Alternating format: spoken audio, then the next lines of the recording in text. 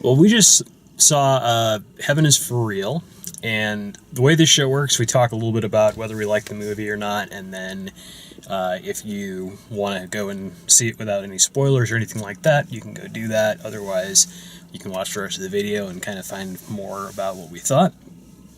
In this particular case, Hannah and I went to see this movie together, and about 2/3 of the way through, she got paged and couldn't see the end, unfortunately, which is kind of a bummer because it's the third act of the movie is pretty important. But it was the movie was a lot better than I expected it to be. And I want to say that the third act really redeemed or really went in a direction that I can kind of get behind. It wasn't, I had a hard time finding somebody that would go to this movie with me. And, not that I drag you to all the bad movies or anything like that, but yeah. I just saw Rio 2. Way worse. Yeah. Way worse movie. Heaven is for Real, because it's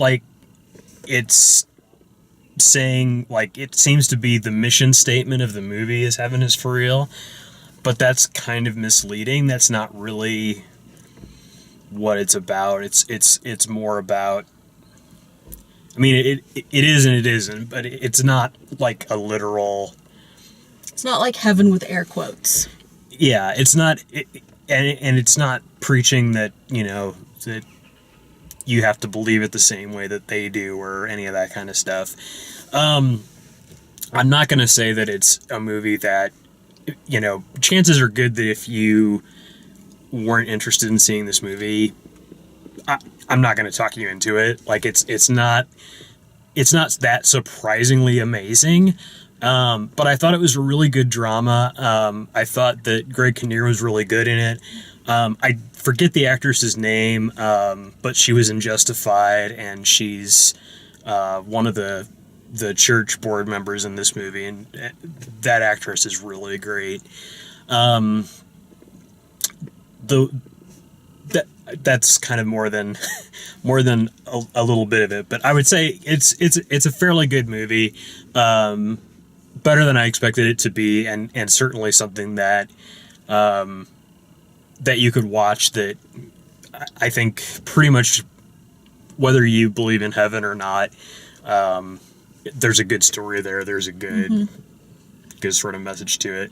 It did seem like it had a lot broader appeal than I would have guessed. I kind of thought today on opening day it would be full of church church groups, or it would be packed full of people that would stand up and clap at the end of it. And I didn't get that impression at all. I thought the audience was sort of full of thoughtful people that really wanted to hear the story and sort of hear about because it's a true story. It's based on a book about this pastor and his son who had what you'd call a near-death experience. Right. And saw what he describes as heaven and starts spoilers. And starts telling his dad about the things that he saw. They show a lot of it in the trailers, the stuff about him knowing that his mom had a miscarriage, and him seeing his great-grandfather and stuff like that. A lot of the stuff that he sees in heaven, they show in the trailer. Mm-hmm. Some of the stuff's actually a little misleading. He doesn't... they show some things in the trailer that are just sort of visions. And I think that's where I would cut it off and say, now I need to kind of get it more into spoiler territory to kind of describe the movie further. So if you do want to go see the movie and not hear me talk about a bunch of stuff before you do, you can tune out. But the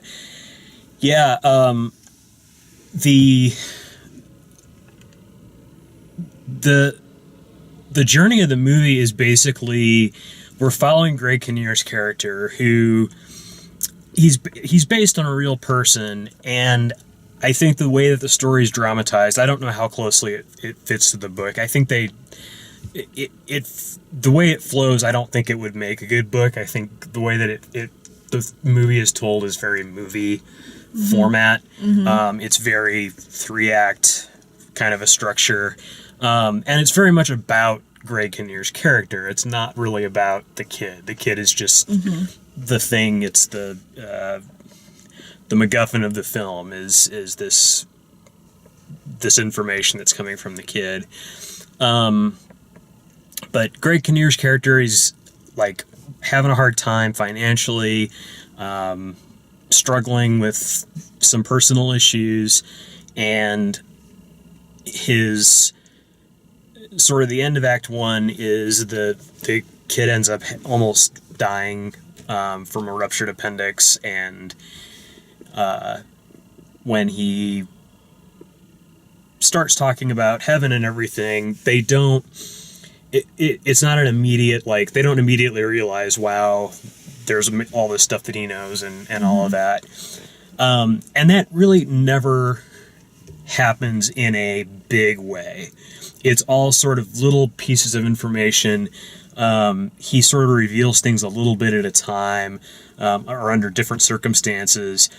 And they sort of spread it out through the second act, where it just sort of keeps building and building and building, with Greg Kinnear trying to interpret it, but not really understanding it well enough to interpret it, and sort of dividing the church about it, because some of them think he's crazy, and some of them are, want to believe him, or want to pretend that they believe him because that's the right thing to do. That's the right thing you do at church.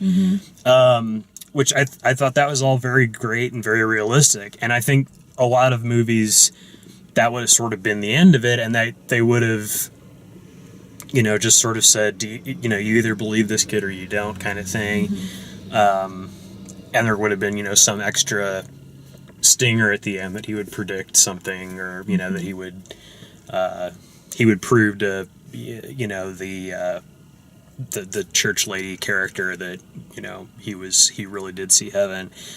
But in an interesting way, they sort of bring everything to this third act, where Greg Kinnear does a bunch of research and looks into it and sort of thinks about it, and his character gives a sermon at the end of the movie, which is also sort of like a press conference and a sermon at the same time. And he basically says that, he doesn't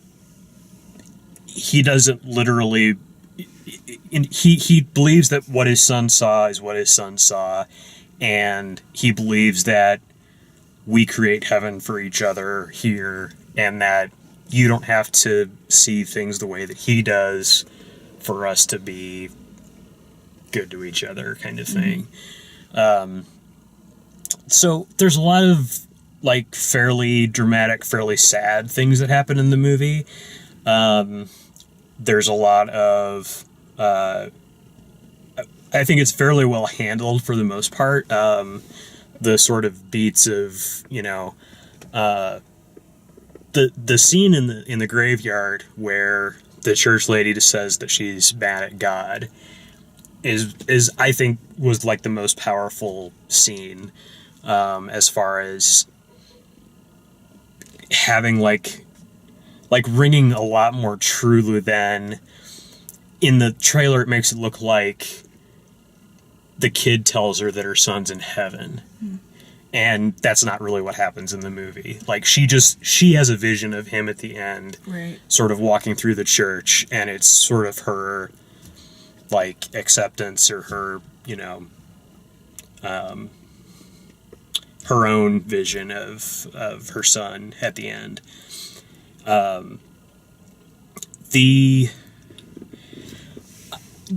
The wife character kind of bothered me.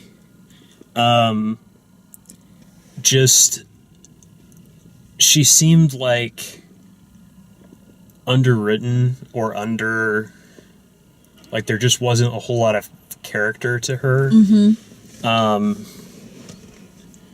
She just had like an emotion at a time, and that was really about it. She was definitely a supporting role to Greg Kinnear. Like, that was really all she was there for. Yeah.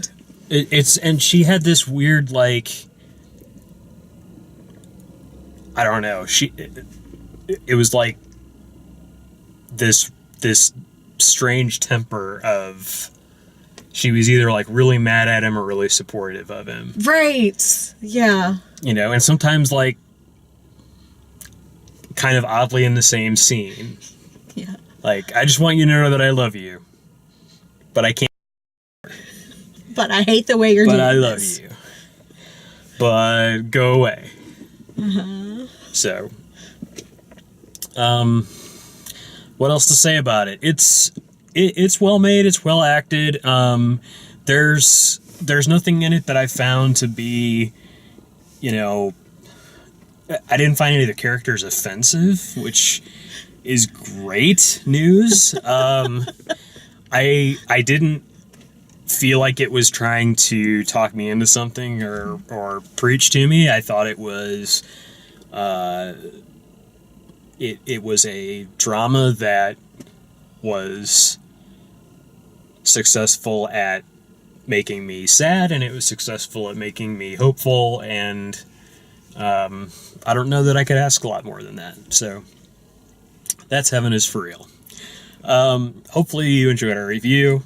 Check out the other reviews on YouTube, and we have written reviews and videos at dalemaxfield.com. Thanks for watching.